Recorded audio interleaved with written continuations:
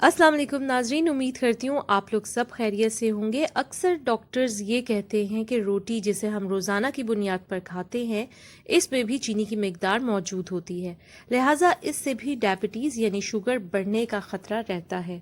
इसीलिए आज मैं आपको एक ऐसी रोटी बनानी सिखाऊंगी जिसको खाने से आपकी शुगर कंट्रोल में रहेगी। इस रोटी को आपने रोज़ाना बनाकर खाना होगा, घर में पकी सब्ज़ी, दाल या गोश्त के साथ। इस रोटी को बनाने के लिए आपको 4 तरह के आटों की ज़रूरत है। 3 टेबलस्पून आपने मकई का आटा लेना है यानी कॉर्नफ्लोर।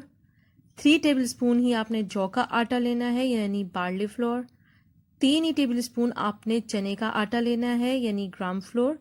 और 6 टेबलस्पून आपने गंदम का आटा लेना है यानी व्हीट फ्लोर। इन सब को मिलाकर पानी डालकर गूंद लें।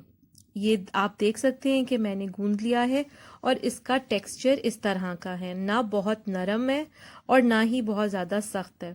अच्छे तरीके से आपने गूंद के इसको रख देना है तकरीबन आधे घंटे के लिए फ्रिज में, ताकि इसकी रोटी बन सके।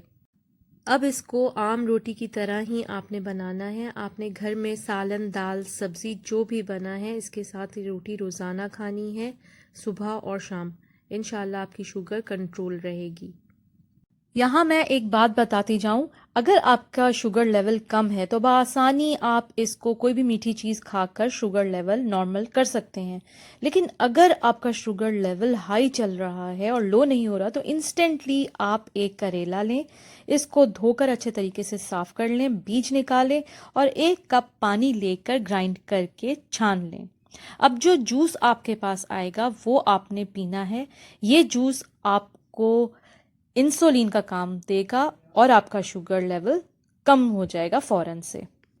ये पीने के बावजूद आपकी शुगर बतदरीज कम नहीं हो रही हो तो फ़ौरन से अपने मौलिज या डॉक्टर को दिखाएं, शायद आपकी मेडिसिन में तब्दीली लानी पड़े।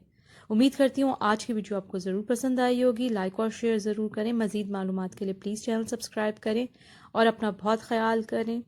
अल्लाह हाफ़िज़।